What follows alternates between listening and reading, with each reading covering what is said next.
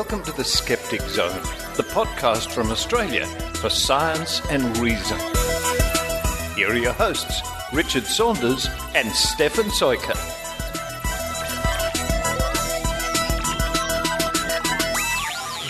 Hello, Richard. Hello, Stefan. Fancy meeting you here. I was just at our favourite club down the end of the street, as you can hear by the noise, and here you are. How about that? I was just happened to be passing by, and I was hungry and thirsty, and I just thought, hey, I'll just drop in and have a drink and a feed, and here you are. What are the odds of that, honestly? Miraculous, amazing. Well, while you're here, we can talk about the upcoming episode of the Skeptic Zone. Well, why don't we do an intro? Just as a matter of fact, and you just happen to have all your gear here, and a microphone and headphones and everything on the internet through your iPad. Why don't we do that? Well, I always carry everything around just in case. Well, you do. You are Mr. Gadget Man, and hey, it's perfect because just this coincidental meeting, here we are doing an intro. And what are we introing? Which episode is it? 269. We're getting to the stage where we're going to start looking down the barrel of episode 300. What? 300? Hey, that'd make a good movie title, wouldn't it? We could dress up as Spartans and chuck. Who do they throw down the big hole? Oh, I can't remember. The envoy of someone or other. Somebody or other. Yes, yeah. I'm sure, Stefan, that we could dress up as Spartans and nobody would know. And do a podcast. It's episode number 269 on the 15th of December, not long till Santa's here again. Oh, actually, he's around the corner. As you walk into the club, Santa is sitting there on his chair. Yeah. Actually, that's surprising because I actually sat on his lap and told him what I wanted for Christmas, and he couldn't help me. In fact, he called the security. Not surprised. No, it's true. It's there's a lot of people in the club today. They've refurbished it. We're in this brand new section. It's very nice. Very nice. Yeah. It's amazing what poker machine money can buy. Isn't it just? Yeah, for those who don't live in Australia, New South Wales is poker machine capital of the world, I think. So, it's like Vegas sometimes. Yeah, and these clubs here, they call themselves community clubs because they give approximately 0.00002% of their income to the community, and then they spend the rest of it building these massive empires. Well, I thought it was interesting that if you look over where Santa's sitting there, and if children are sitting on his laps, what do the children gaze into? The poker machines and alcohol sales. Yes. It's a wonderful inculcation for the children. It's beautiful. So 269, what's happening? Well, we're going to have more of Maynard's fantastic interviews from the National Convention. Thanks again, and thanks always to those people who paid to get Maynard to the convention. It was fantastic. Listeners to this show, I tell you what, they're great people. Magnanimosity is magnanimous. It is. Hang on. The magnanimosity is magnificent. I'll believe you. That was really great of the listeners to do that. And as a result, more wonderful interviews. Maynard talks to Dr. Paul Willis. Now, Paul Willis is on the show every week with A Week in Science, of course, that segment. What a scoop we have with him. Paul Willis, he's a legend of the Australian broadcasting scene, and he's part of the Zone now. He is, and a great bloke, a funny guy. He was a big hit at the convention, so Maynard's going to be talking to Paul Willis about dinosaurs and all sorts of crazy things. And then he talks to Agent Smith. Now, there were lots of Agent Smiths at the National Convention. Agent Smith, really? Yeah, there were lots of them.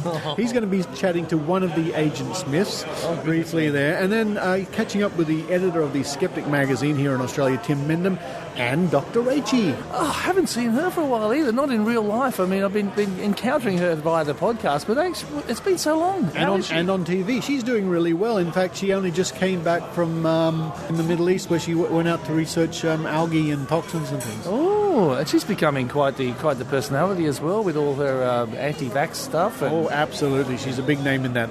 Speaking of anti-vax, there's a lot going on in that scene in Australia now. I think the sceptical anti-vax issue has just become like a national issue now. It has, and it's largely due to people like Dr. Rachie and the Stop the AVN and good people like that who don't give up. We've been chatting about this for years now. It's a long struggle. It's a long fight. Now the politicians are talking, the media's talking. It's starting to happen. It's really good news, and we're glad to keep you updated about that. Then after Maynard's interviews, it's Paul Willis again with The Week in Science. How about that? Are we exploiting him or what? I think so. No, he's very happy to be part of the Skeptic Zone. That's good. Now, after that, I catch up with Sharon Hill from DoubtfulNews.com. Sharon's going to be looking back at the year of crazy skeptical news stories.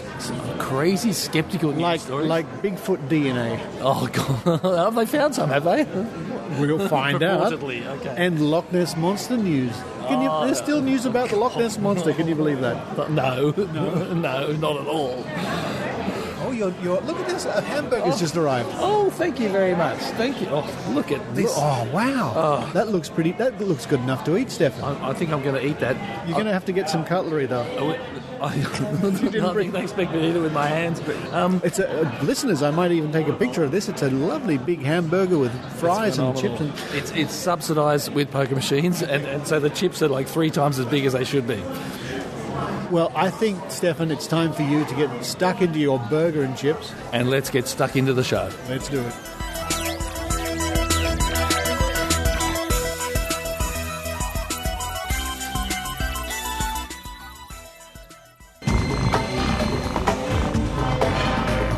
Here's Maynard's spooky action at a distance. Well, who am I here with in the green room, little boy? You've been a busy man, haven't you, Maynard? I've done 40 interviews so far, and I think you're going to hear them all here on the Skeptic Zone, but who have we got hiding in the corner? It's Dr. Willis from the Royal Institution, RiAus. Are you enjoying the conference? I am loving the conference. I'm not getting to see as much as possible because I'm running around talking to people, but that's what I'm here for. And again, I want to thank the Skeptic Zone listeners for putting in for a bed for it. That would be great. Yes, please, go right ahead. Right, all right, okay. There were people just signalling us there, wasn't it? There was. Yeah. The worst thing about a podcast is sight gags tend to fall a bit flat, don't they? No, yeah. So suddenly, those Richards, Saunders, cut that out. Okay, see, you'll only have the theatre of your mind to imagine what Richard Saunders was getting. Deflate her and put her away, okay? Yeah. Now, how did you get involved to be doing the Week in Science for the Royal Institute of Australia, which sounds to me like it's some royalist thing for supporting the Queen? That's what concerned me immediately. Oh, he's pro-monarchy, here he goes again. But no, it's about science. It is entirely about science. It's the first and only sister organisation of the Royal Institution in Great Britain. They were set up 214 years ago by Sir Joseph Banks, and they're specifically about communicating science. No, was that the one that Isaac Newton and the Faraday did all the experiments in front? Oh, that's the Royal Society, and the whole monarchist thing. You don't need to worry. It's not some kind of front to make sure we don't become a republic. Have you got a picture of the Queen anywhere there? No, we don't. Have you got a picture of Brian Dunning there? We do have royal patronage. Our patron is Prince Michael, who's the Duke of Kent. Cool.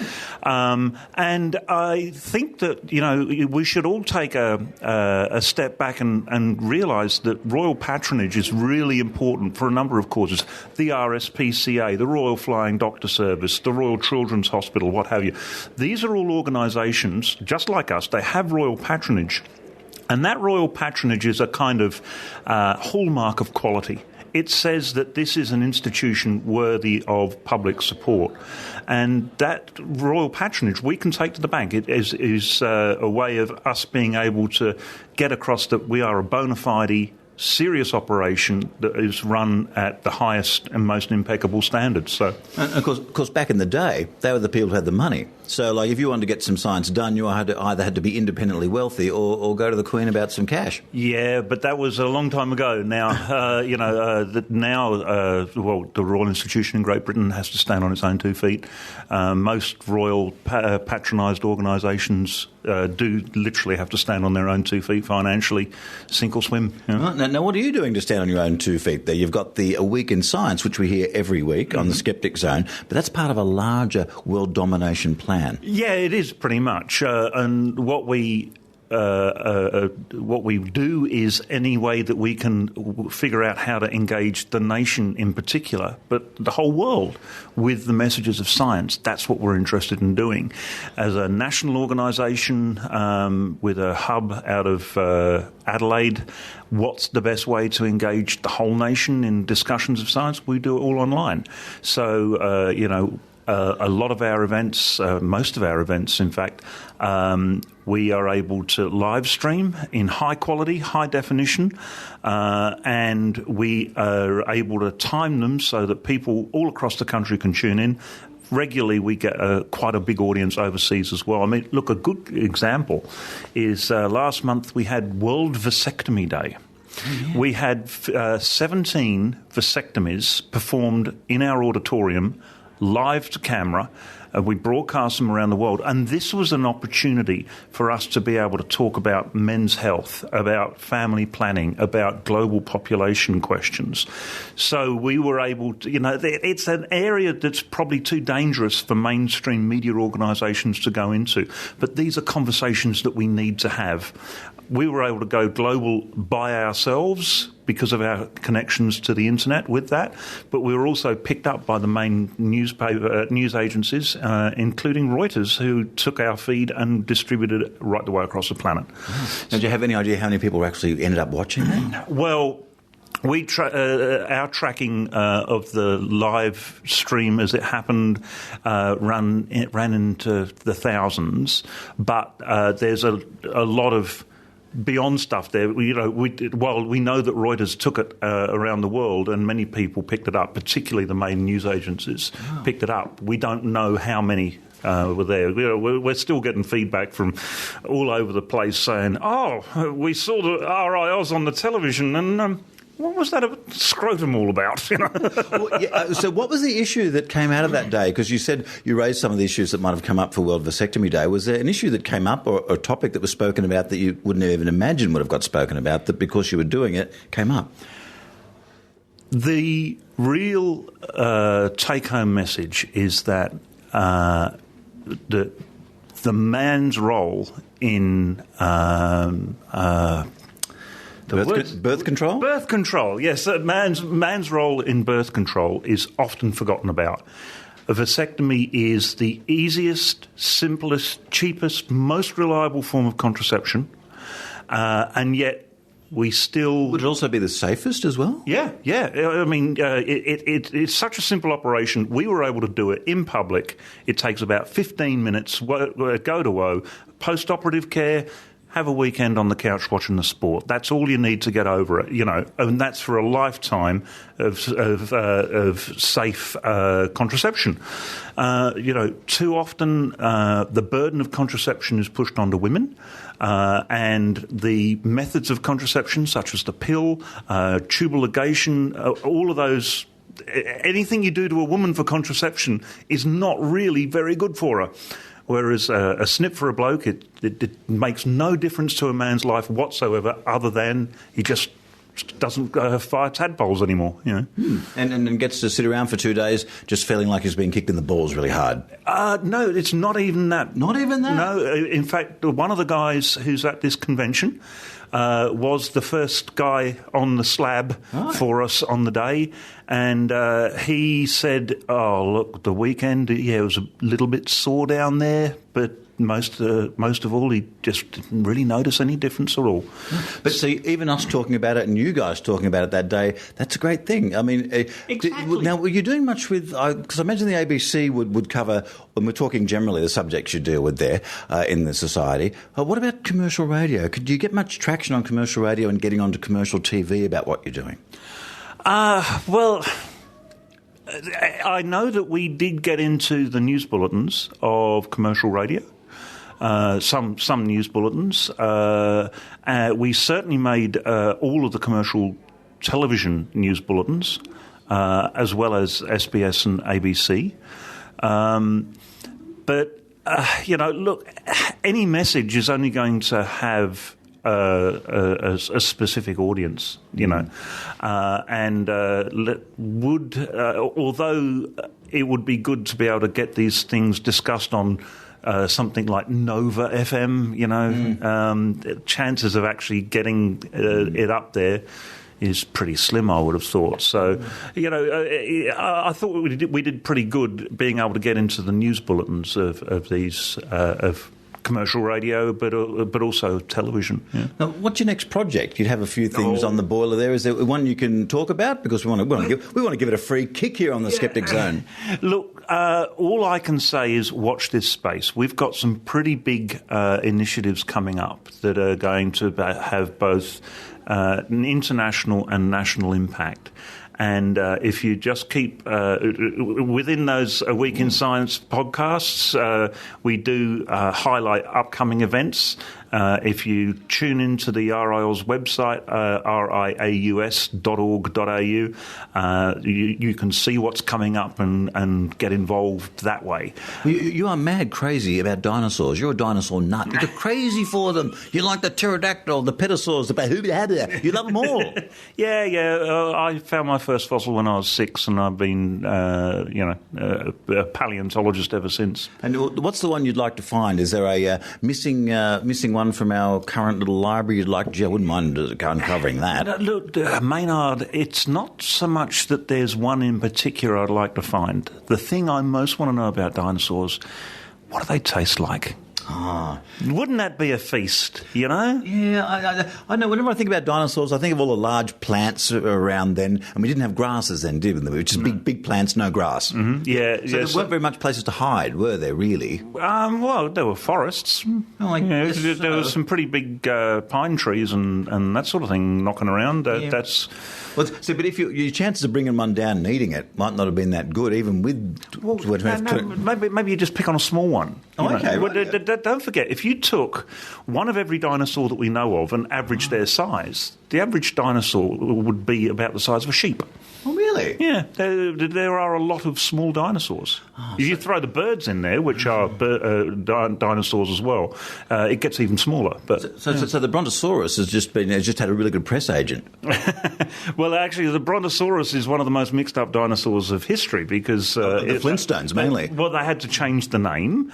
When they originally put a skeleton on display, they put the wrong head on it.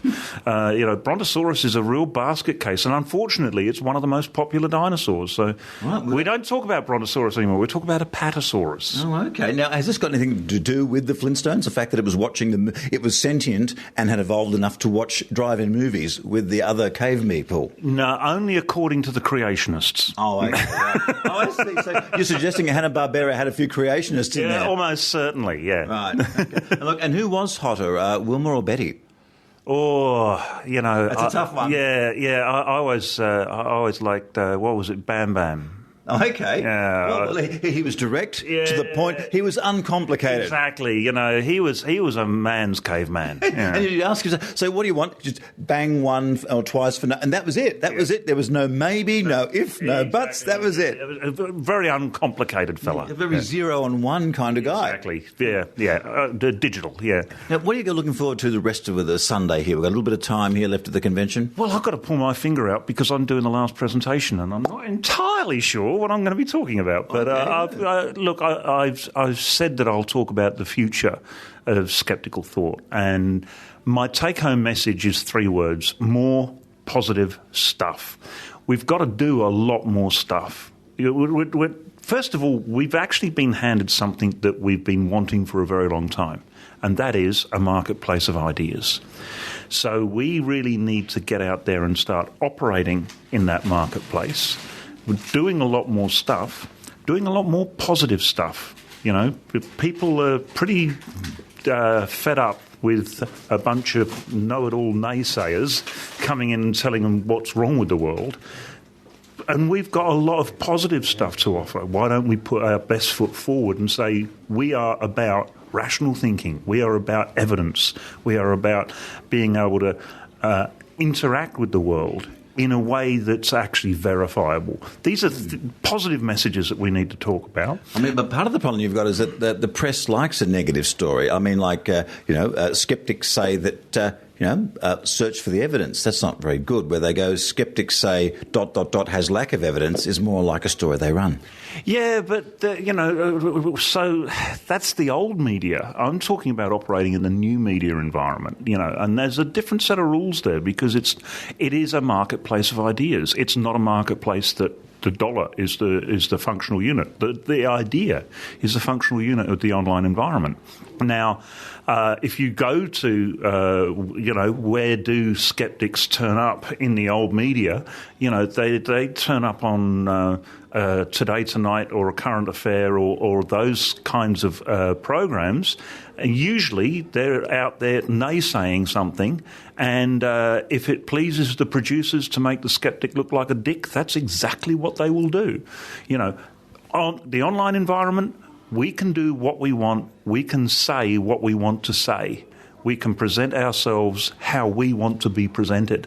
And I think that that's exactly where the future of skeptical thought lies. How do we present a positive image to the world that's creative rather than destructive? And where could we see how you're creating this online? Again, I would go to RiAus.org.au, where we have blogs, we have videos, we have all kinds of ways of keeping up to date with the latest science. And not just keeping up to date, but also being able to interact with it. I mean, this is the real joy of the online environment. It's no longer science communication. It's no longer a boffin on a box talking about his favourite subatomic particle. It's the boffin on stage and the audience asking the questions they want to ask. And because we're online, that audience can be spread around the state, around the country, around the world. And so we can have a more constructive interaction there with the audience, so that what we end up producing is relevant information for the audience. Now, the two controversial questions that have gone through this entire weekend, I've been trying to get some sort of incident started. Failed miserably. But I have got two questions. First of all, if there is a conspiracy that there's a lack of evidence for that you would like to be real, that you wouldn't mind if it was real, what would that be? So what's the conspiracy theory I'd most like to be true? Yeah. God, that is a tough one, Maynard. I've always liked the reptiloid stuff, because it is so out there. It is so wacky. It is so bizarre, and it's so obviously false. That's why I'd like it to be true. Because they're not just from another place within this universe, they're from another dimension. I know. There is nothing that can possibly be true about it. That's why I'd like that one confirmed. Okay. Yeah. The other question is Doctor Who related. Yeah. And that is, if there is a popular Doctor, everyone has got their own favourite or a popular Doctor, who would be the unpopular Doctor Who? Oh, God. Look, I'm not really a huge Doctor Who fan. That's controversial itself. I've been keeping that very quiet this weekend because, I've been surrounded by Doctor Who fans. Well, how tough do you think it's for me to say Whovian all weekend? That's not an easy word to say. It sounds like you're doing a vacuum cleaner ad. Yeah. I grew up on John Pertwee as the Doctor. And lost track of it with Tom Baker. And it's only been the last year or so that my son's been getting into Doctor Who, and I've started following along on David Tennant and Matt Price, is it? Matt Smith. Yeah. Matt Smith. You see, I'm that hopeless with it. I don't even know the names. So for you, in some ways, Tom Baker was the unpopular Doctor because he didn't hold you. I'll tell you, one that I want to track down, and is obviously the most unpopular Doctor because he's never never comes up in these conversations about all the past Doctors, and that is, was it Peter Cushing? Who actually played Doctor Who in the movie Doctor Who. Early movies. Yes, and I think it was Peter Cushing, or it was one of those classic old actors, and he never gets to look in, so he must be the most unpopular one. Okay. Well, look, you get up there. I hope your talk's popular. I hope you... Look, 2 words, Gaga. If you get some Lady Gaga into the end, that would be good. Yeah, well, I'll do my best. I'm working on my meat frock as we talk. I'm talking to yet another Agent Smith. There seems to be quite a few here this weekend. And have you found it for the skeptics this weekend in Canberra? Well, we've been keeping tight control over the proceedings, of course. We've had a couple of incidents, but those have been dealt with discreetly and without any fuss. Now, just to your right there, you haven't dealt with the incident of that man dressing like 70s Tom Baker from Doctor Who. You haven't done anything about that at all. he's not harming anyone. Okay. We see no reason to suppress that kind of expression. Oh, I see. So you only have, if someone came dressed as Colin Baker from Doctor Who, that would be different. Then we'd have to take action, yes. Now, actually, this leads us to a question I've been talking to a few people. I know you can't talk in an official capacity, Agent Smith, but do you think Colin Baker is the unpopular Doctor, or would you vote for someone else if you were voting for the unpopular Doctor? No, I think Colin Baker was probably about the most unpopular Doctor. I've heard arguments for Christopher Eccleston, and I've heard arguments for Patrick Troughton, but I think in general it's Colin Baker that tends to get the most attention. And also, he's a nice guy. We like him at conventions. No one's saying he's a bad actor. It's just that something he brought to the role, and a lot of people have blamed it on the writing as well. I think there is a certain amount of blame to be put on the writers for that. It's not something I have a great deal of experience with, but it can't be easy writing a science fiction TV show on the BBC for 50 years. Well, even Douglas Adams had a run-in with them doing it, didn't he? And he's not bad at writing. Yes, with the Pirate Planet. It has been... I don't think I've seen that episode since it was originally aired. I might have to go back and have a look at that again. Look, I hope it's an incident-free day for you, Agent Smith. I expect so. As I said, we're keeping tight control, and with any luck, any outbreaks will be dealt with. Did I say outbreaks? I'm sorry, any incidents will be dealt with immediately. I know, so you've got your eye on the grassy knoll up there. Of course. We always have our eyes on the grassy knoll. Because I always see Tim Medham behind the table selling the T-shirts there. How did T-shirt sale gone this weekend? It's either 5 or 500. I haven't actually counted yet. It's quite a lot. Now, what sort of flavour have the Canberra Skeptics brought to this national conference this year? Strawberry. Yeah, strawberry? Strawberry, yeah, definitely. They've actually organised it very well, which has been very good. Been very interesting. It's a lot of very, very serious talks, actually. Not that I've seen all of them, because I've been selling the T-shirts behind the table. No, I'm not complaining. No, but it's been worthwhile doing that. So, but yes, the ones I've seen have been very good presentations, and a lot of them on this topic of conspiracies and things. It's been quite fun. Look, now, a lot of people talking about Graham Wilson and his Simpson and his donkey uncover. That's great. I know. I didn't see the presentation, but for your information, I actually played in a stage play in primary school, and I played a wounded soldier. Oh. That Simpson was looking after. He put me over the back of a donkey, and the kid who was the back of the donkey really got a bad back out of it. Yes, there was 2 kids in the donkey suit, and I was a wounded soldier. So you're one of the few people I've actually met that have worked with a pantomime donkey. I did, actually. The kids died soon afterwards, actually. It was horrible. We did actually get a photo taken for the Sydney Morning Herald, and I was over the donkey, and the guy playing Simpson was beside, and the kid who was the front of the donkey had the donkey head off, and the poor kid at the back never got his picture in the paper. So how would you be? I was the back of Simpson's donkey, and that would be the name of his autobiography. Yes, I was Simpson's ass. And of course, we've got Dr. Rachie hanging around here too. Now, do you want to eat that sandwich before we talk? What's the story? No, it's okay. I'll eat it while we talk. Okay. I can do 2 things at once, Maynard. But one thing I've never seen Dr. Rachie do that she did last night was she actually ignored a dessert that was in front of her for hours. You were sitting in front of a real live, active dessert, and you did not touch it. Well, I'm actually not a sweet tooth. I actually like food, but not really dessert. Get out. No, seriously. And in any case, it was Richard Saunders' dessert, and the wrath that would have come forth if I had eaten it would have been worse than enjoying the dessert anyway, Maynard. So it just wasn't worth it. Look, now what has been the standout moment here of the Canberra Skeptics? I've enjoyed all the talks. They've been really eclectic. I particularly enjoyed Catan Josh's talk on wind farm syndrome. I haven't seen him speak before, so I was really looking forward to his talk. And I just find it... Because we're in the green room. He was a bit nervous, wasn't he? But he had no need to be. He said that he always gets nervous before talks, and it kind of translates into nervous energy, which is common for a lot of people. But this whole wind turbine syndrome has only really surfaced in the last 3 years.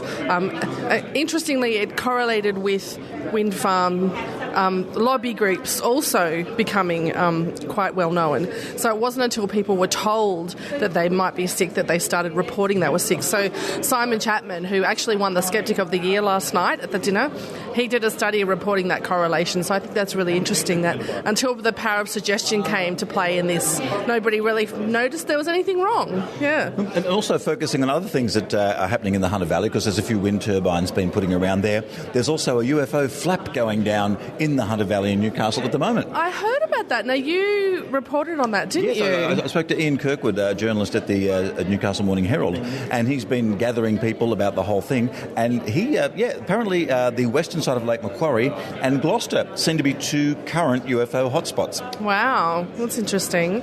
Yeah, well, interestingly, where we are now, Maynard, we're only 25 kilometres from the wind farm on Lake George, which is a huge wind farm. We saw it on the way here, yeah. Yeah, so I do feel a little bit sick this morning. It may have been all the food I ate last night and perhaps the cider I drank at the pub, but no. I think it's definitely the wind farms. So I'm going to have to report that to Simon Chapman to add to his list. I think he said last night he's now up to 230 diseases associated with wind farm syndrome. Oh, I can't find my pants on that list? I don't know, but if not, you should report it to him. You should. He'll add it to the list. Look how much weight I've lost. Look, Dr. Rachie, my pants are just melting away. I know, it's amazing. What have you been doing, Maynard? Walking to work continuously, and as I might have mentioned to you before, doing the Oprah thing, which is not the Oprah diet. There's one idea that Oprah gave me, which wasn't even hers, is to fat bust your house. No chocolate, no cakes in your house. Fat bust your house. Yeah, that's what she calls it. Fat bust your house. When you said the Oprah thing, I thought, are you jumping up and down on your couch or something? That just, I don't know. That's a given. That's the Tom Cruise thing. That's a given. You do that anyway. Yeah. Right? Whenever the 7:30 report comes on, I go, woohoo! Like that. That's how excited I am by ABC content. Okay. And so basically, you just remove all your stuff from your house that might be bad, which means that when you do see it in the wild, like here, you go, oh, wow, fantails, oh, wow, biscuits. So it doesn't actually help your willpower much, because it's still just as bad as ever, but it does take it out of the house, so you don't go, I'll just have a packet of Scotch fingers before bed. Yeah, that's a good idea. And some biscuits as well. Well, you should market that as a diet, Maynard, and you could make $1 billion. Well, it merely is just don't buy crap and put it in your house. I don't see how that really could earn you any money at all. No, you could just make a little pop-up ad that says how to lose body weight, use this weird tip. And it could be you with no pants jumping up and down on the couch. That's weird. It's certainly going to put people off their food. Exactly. Look, Dr. Rachie, have a good rest of the day. Have you got anything you're going to reveal before the end of the day? Have you got any controversial things that are you going to unmask anybody? I'm hoping I'll be unmasked as something. Oh, I don't know. I'm still sussing out what's going on here. There's a few strange-looking people that might be hiding something, so I'll do some investigating, Maynard. I love the guy that is a dead ringer for Tom Baker as Doctor Who. Oh my gosh, yes. There's a guy here today who's dressed up as Tom Baker he's really tall. He's got a really long coat on. He looks amazing. Yeah, I think I'll go chat to him now. Go on, Maynard.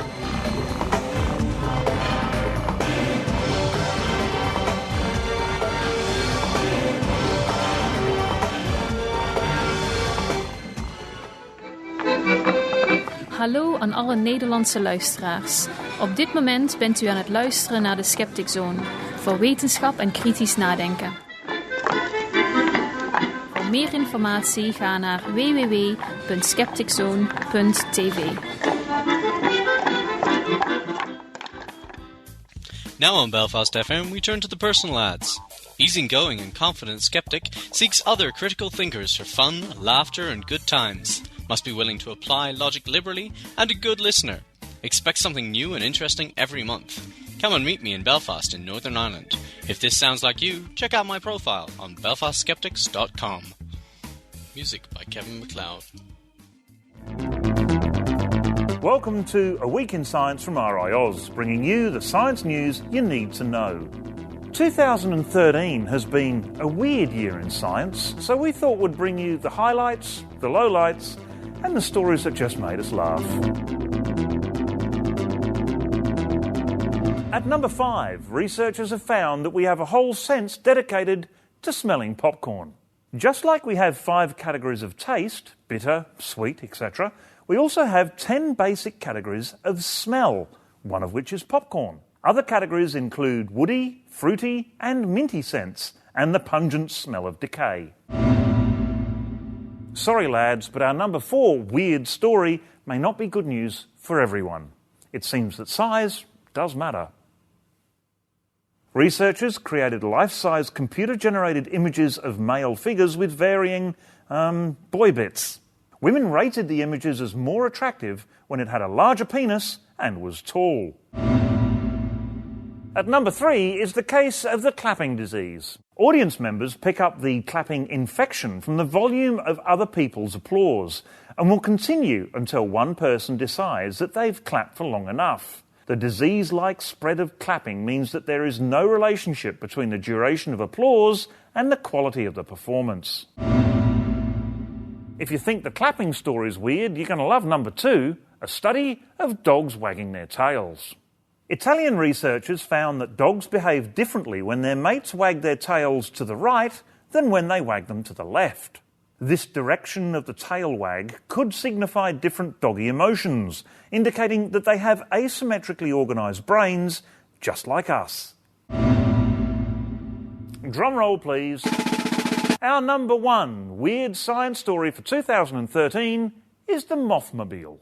Japanese researchers this year developed a 2-wheeled robot that can be driven by a male silk moth. The moths steered the robot towards enticing female moth sex pheromones, while the researchers monitored their brain activity. That's it for this special weird episode of A Week in Science. Check out the full top 10, which we put together with the Australian Science Media Centre and CSIRO, on the RiAus website, riaus.org.au. Follow us on Twitter using the hashtag WeekInSci and like us on Facebook. I'm Paul Willis. Tune in next week when Tanya brings you the top 5 science stories of 2013.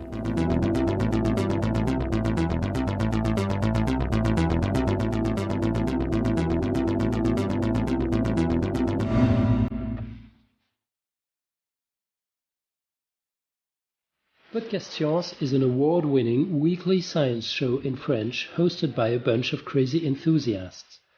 We are convinced that the greatest ideas in science are quite easy to grasp as long as they are presented with passion, using a vocabulary common to all curious minds, whatever their academic background, if any. You don't understand French yet? Well, it's never too late. All our stories have a written transcript on the website, and people from all around the world are using our content to learn Molière's language. Our topics range from 0 to infinity, from evolution to artificial life, from electromagnetism to the science of introverts. We just love mathematics, science, critical thinking. So do you? Want to join? You can subscribe to the podcast for free from our website, podcastscience.fm, that's in one word. You also find us on iTunes and SoundCloud. See you soon, hopefully. Hâte de vous accueillir. À bientôt sur Podcast Science.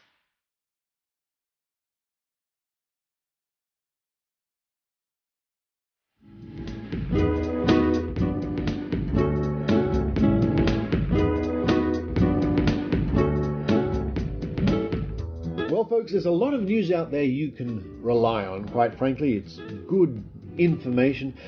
And there's a lot of news that you should doubt.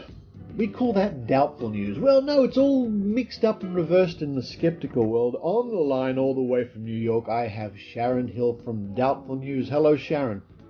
Hi, Richard. Actually, I'm in Pennsylvania, but close enough. All the way from Pennsylvania? I'm a little bit farther. Keep going. Past New York. Well, see, I'll just say that in my time zone, it's early in the morning, so I get Pennsylvania and New York mixed up all the time. Anyway, it's good to have you back on the Skeptic Zone. Oh, it's great to be here. What an interesting year it's been in Doubtful News. How's the whole Doubtful News project going? Well, we're never not busy. Like you said, there is always strange stories out there and news to cover on pseudoscience and alt-med and questionable claims and the paranormal, all sorts of stuff that we do at Doubtful News. So there's never a day that goes by that there isn't something there. In fact, there are days, usually like Monday, Tuesday are quiet. Thursday is ridiculous. For some reason, there's always a ton of bizarre stories that happen on Thursday. We have like 7 or 8 different weird things going on. We're trying to put those stories up on the site so people can hear about them first. And actually give us some comments about how they feel or extra information. So always busy here. I don't think we'll ever run out of weird news. I think you're absolutely right, and this year in particular has been quite weird. Please tell us about the Bigfoot news during the year, because I love that old-fashioned skepticism like Bigfoot. It reminds me when I was 12 years old. Right, it was again a huge year for Bigfoot, and I don't think people really understand how, maybe in other parts of the world, how popular Bigfoot is in the U.S. And it's also big in Canada, and it's as the Yeti is big in Asia, and everybody knows about Bigfoot. It's an icon, and with the television coverage that's going on here in the U.S. with the show Finding Bigfoot, we get a lot of stories. It's very popular. It's extremely popular in the media, and the stories that come out of the Bigfoot world are just kind of insane. And this year we had the release of the study of Bigfoot DNA results from two scientists. Well, two reports came out, two studies came out. The first one was by Dr. Melba Ketchum. She's a veterinarian.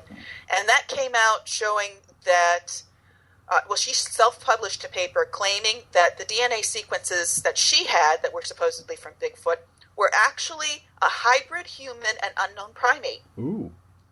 Well, there's so much background to this story, I couldn't possibly talk about it all here because it goes on for more than 5 years, but her findings were roundly dismissed for a number of reasons, besides the fact that they made no sense to other geneticists who looked at the data. It just didn't make any sense.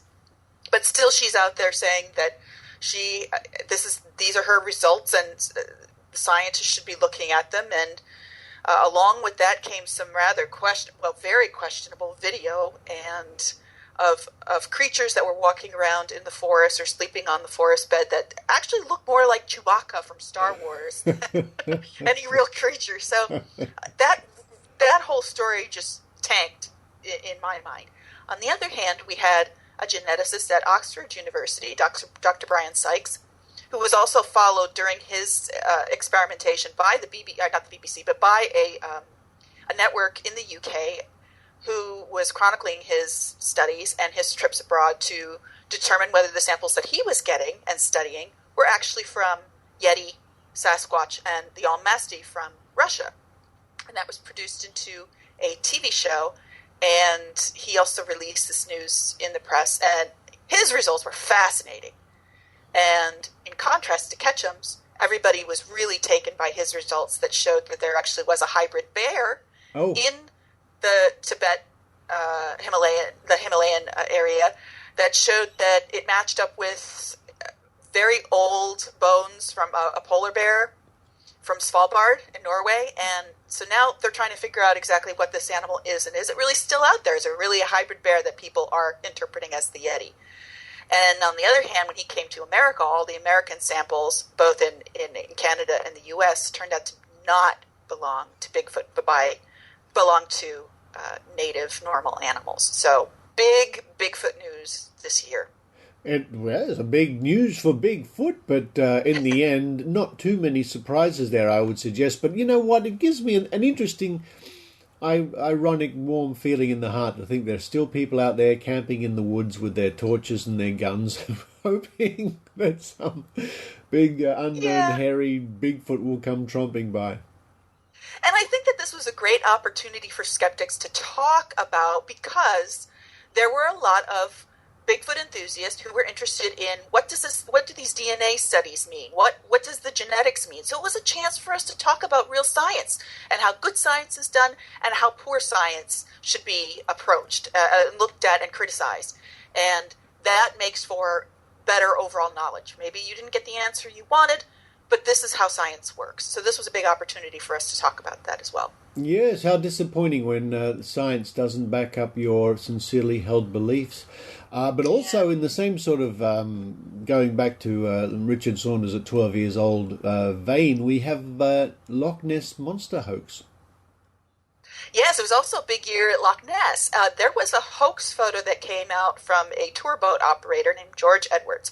Now, at first, he touted it as the best photo of Nessie that had ever been out there. And it was sort of just like a hump in the water. And the photo itself didn't make a lot of sense when you looked at it. It didn't look like it was moving, and it didn't have the feeling of it being an actual animal.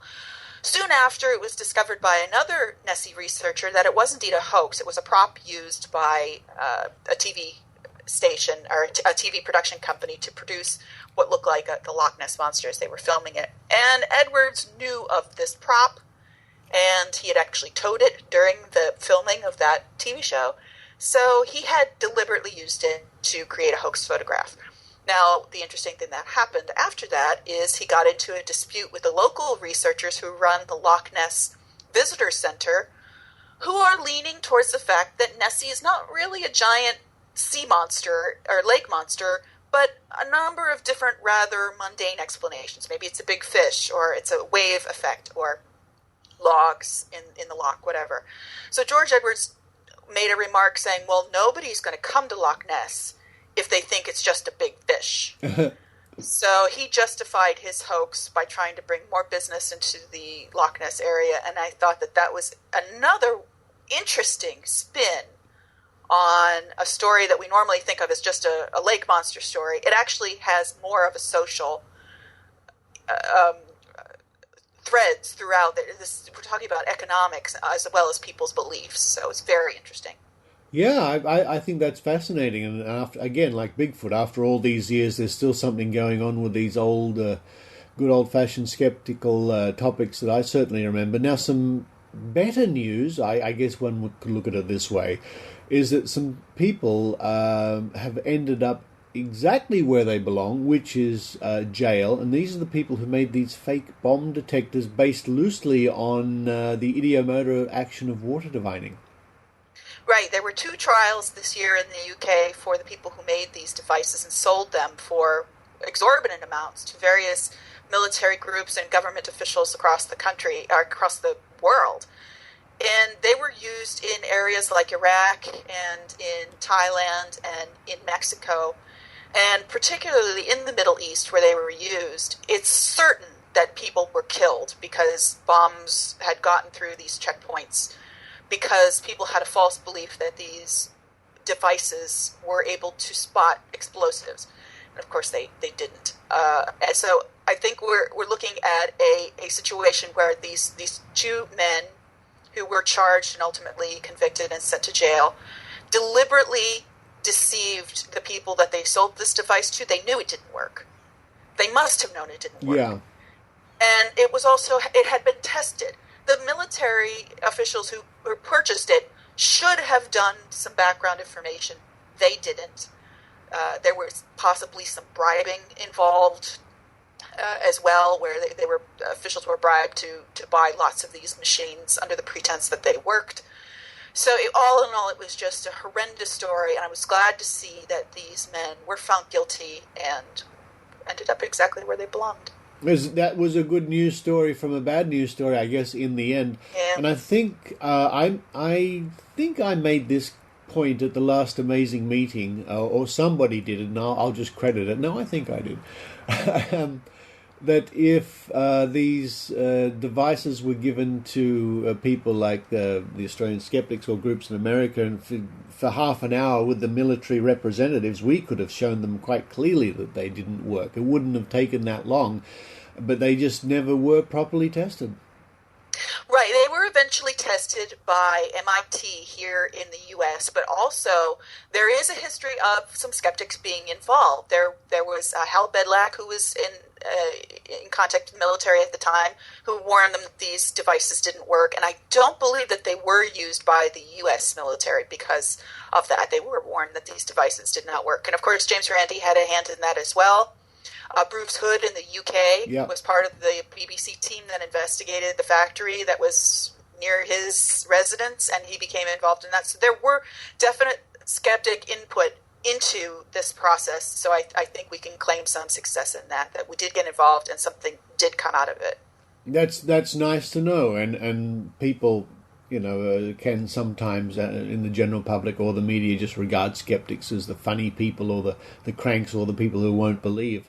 Where we have good evidence behind us to suggest that at least consulting us or seeking our opinion can be a very good thing in general. Absolutely. Another example of that was the Stanislaus Brzezinski case. Just recently that came out in America's largest distributed newspaper, USA Today, a huge expose of Brzezinski and his cancer treatment center, which promotes this use of this chemical called antineoplastons that has never been shown to work. He's been in trouble with the FDA. He's never gotten his work published. He charges people exorbitant amounts for this treatment, and it doesn't work. Just recently, a child died after receiving this treatment, which prompted the federal office, the Food and Drug Administration in the U.S., to start to investigate Dr. Brzezinski rather closely. And this was definitely prompted by some skeptical activism by people like David Gorski and Robert Blaskowitz. And I think that they had a huge hand in keeping the pressure on the media to expose Dr. Brzezinski and for the FDA to actually do something. So I think, again, we're seeing some response from skeptical activism. It's very heartening to see that. It is. I think we're not just a knee-jerk reaction group either. I mean, we do have to react when things come along, but we can certainly initiate investigations and bring things to the attention of authorities, and I think that's a very good use for skeptical activities. Mm-hmm. What else do we have in the wonderful year that was Doubtful News for 2013? Let's look at one or two more, and I can't go too far past Sylvia Browne, but who could? Yeah. There was hers was probably the most notable death this year. And I don't know, a lot of people remember that when the Queen made a speech one year when she had a terrible year, she called it the Annus Horribilis. Yes. She had a terrible year. This was Sylvia Browne's Annus Horribilis. She had a terrible, terrible year. She was experiencing some health problems as well. She had a stroke, so I think she was not in the best of health. But what really put her in free fall, I think, was the case where the woman in Ohio, Amanda Berry, was found after she had been held captive by a man. So she was held captive for a number of years, but in 2004, Browne had told Amanda Berry's mother on the Montel Williams TV show that her daughter was dead. She had been missing for over a year, and Sylvia said that Berry was dead. The mother died thinking that her daughter was not alive. So when it was found that she actually was alive, Sylvia received a tremendous amount of negative press for that. And that did her absolutely no favors, even though the family sort of forgave her for that. It was just a huge downturn in her popularity and reputation. Yep. And then she passed away in November. So, a lot of skeptics feel that they're glad she's gone, but really we're just glad that she has ended the things that she does. I mean, it didn't matter if she just stopped or if she died. Unfortunately, it took her death for her to finish promoting herself as a psychic. But no more Sylvia Browne. And I hope we've turned a page. I hope we could get past these celebrity psychics. The first encounter I had with Sylvia Browne, not personally, but the first time she was brought to my attention was way back in 1989 with the special Testing Psychic Powers Live with James Randi and Bill Bixby. She took part in that, and when I saw the segment, I assumed that she was an actress brought on to show how bad cold reading is. She was that bad on the show. Isn't it amazing she lasted for so long? It is. Well, yes and no. It's a great indication that you don't actually have to be any good in the psychic or the cold reading area for people to believe you anyway. Let's round off the look back at the Doubtful News for 2013 with a story I just can't let go without mentioning. Goblins in Zimbabwe blow up a house and steal women's underwear. Now, we've all been drunk and done that from time to time, but what's this story all about? It was very, very strange, and we're really hitting a disconnect between what goes on in areas of the world that we're just not very familiar with, the culture and how people behave in society, and what they accept as true and what they think of as fiction. I can't say that I understand what goes on in Zimbabwe, but for some strange reason, we got a flood of stories out of Zimbabwe about goblins. Things bad that would happen in these areas would be attributed to goblins. And they're very strange. Like, you can buy a goblin and they could bring you good luck, but then they could turn on you and cause you bad luck. And I can't really wrap my head around the explanation if people really think these are real or if it's just sort of an imaginary thing or like a curse or witchcraft or whatever. But at one point there was this story that came out of Zimbabwe that this goblin was in this house and they were trying to get rid of it, and it ended up they blew the house up and people were injured, and I'm not sure if they were killed or not. I think somebody was killed. And then after that we started to hear these stories about children and teachers were being harassed in schools by goblins, and these goblins had sort of a sexual nature to them where they would attack the women and they would like to steal underwear. So it was just a very bizarre thing. And I put these stories on Doubtful News just to bring them to people's attention. I don't claim to understand what's going on here. I don't want to make any pronouncements about them, but I'm just sort of letting people know that there is these stories that happen in other parts of the world that are so strange. We can't possibly comprehend how people could believe them, but they do. Wow, how about that? Well, there's the travel advisory for Zimbabwe. If you're going to Zimbabwe, watch out for goblins. Hold on to your underwear. Now, female listeners, whatever you do, keep a tight hold, and you might be all right. It's a wonderful thing to go to doubtfulnews.com and have a look at some of these interesting stories from around the world, stories that are amusing in times and very important at other times, I think. And of course, many of our listeners would know your voice and probably your face too from the weekly, what do you call it, a vidcast, a videocast? We kind of call it just a hangout. Hangout with virtual skeptics. Yeah. And we just sort of, a group of us get together, yeah, and we just talk about the stories of the week and our pet subject areas, and we read a bit of books that we're currently interested in, and we just pick at each other and have fun. I was lucky enough to be a guest on earlier on in the year, and I set myself up in front of my iPad, I think it was at the time, with and hooked up to the Hangout system, and there you all were, and there I was, and we had a great time. And if I'm very lucky, I might even come by again sometime in 2014. Sure. Yes, that sounds great. And 2014, another big year ahead for Doubtful News. Do you predict? Yes. What will it bring? We can't even imagine. I try not to imagine what could possibly happen. But like every day, I wake up and I look at the news feed and something weird is there, and it's fascinating and it's interesting, and so people should come on over and visit every day because we have stories up every day. And you're on Twitter, of course, too. Yes, I have an account for Doubtful News, which you should follow. That's the best way to follow us because all the stories go there, and sometimes commentary and discussion that I have with other Twitter people. And I also have my own account at I Doubt It. All right. Well, the best thing for listeners to do is head over to doubtfulnews.com. All the information is there, and I think there's still time to vote for your favourite Doubtful News story of 2013. Yeah, if they hurry. If they hurry. Sharon Hill, all the way from Pennsylvania, and who likes to visit New York, I'm sure, from time to time. I do.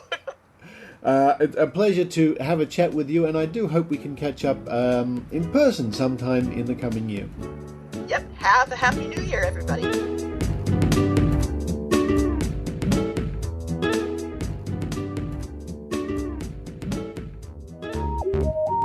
Did you see that UFO sighting that made the news? What did that latest study about alternative treatments really say? Is this photo making the rounds real or a hoax? Doubtful News is a unique website featuring news about pseudoscience, the paranormal, anomalies, and questionable claims framed with a skeptical view. Come visit doubtfulnews.com every day for news about cryptozoology, conspiracies, shams, scams, and more. Follow us on Twitter at Doubtful News. Critical thinking is essential in assessing today's news. Doubtful News helps you decide, can you really believe this stuff?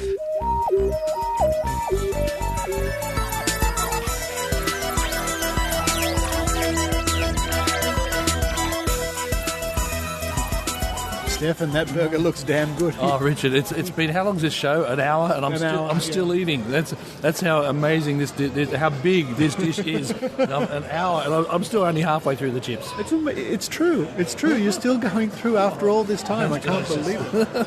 What a great show. Episode 269. Oh, wow. And episode 270 will be coming from Auckland. Oh, really? I'll be in Auckland, yeah. What are you doing over there? I'm making my way slowly to San Francisco.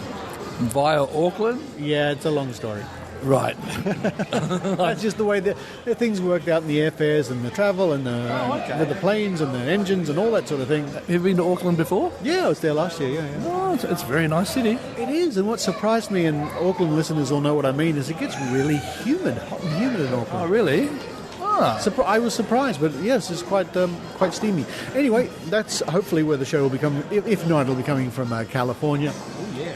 But a Merry Christmas, Stefan. If I won't see you before the new year, and a happy start to 2014. Oh, it's going to be a big one, and of course the predictions. That's going to be the fun part. We're going to make some predictions next week, aren't we? We are. Just before I go and before you go, in fact, probably just after this, we're going to record a segment for next week's show where we're going to look back at the psychic predictions for 2013. That'll be coming up on the next episode. You didn't see much of Nelson Mandela there, did we? No. I don't think so. And I think listeners will be interested to know who won the federal election here in Australia this year. Oh, yes, of course. And we'll be trying to make a few predictions ourselves, won't we? That we will check in 12 months' time. We will do that. That's going to be a lot of fun. Well, my goodness me, you're still ploughing your way through those burgers and chips. It's quite incredible. You do that, Stefan. And until next time, this is the Skeptic Zone, Stefan Sojka and Richard Saunders signing off from the Canterbury Helston Park RSL Club down the end of the street. Yes, and what a lovely club it is too. What a lovely club. See you, Stefan. See ya. Bye.